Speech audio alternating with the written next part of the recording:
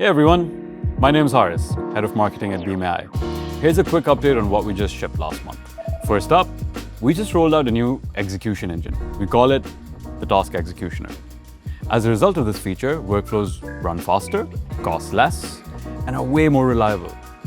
If you've hit scaling issues before, that's what this fixes. We've also introduced a new code execution tool. You can run Python or JavaScript right inside a workflow with multiple inputs. And if you need custom logic, it's already there. We're not done yet. Next up, waiting nodes. Your flow can pause, wait for an email reply from Gmail or Outlook, or just wait on a timer and then pick back up automatically, no manual intervention. And finally, to bring this update to an end, we have for you RAG on demand. Instead of loading entire document sets upfront, your agents now pull only the relevant context, and that too when they need it.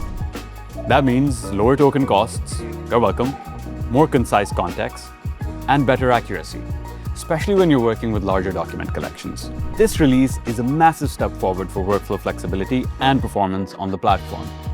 Shout out to the engineering and solutions teams who made this happen, including those who gave up on their Sunday. Link in comments if you want to check it out.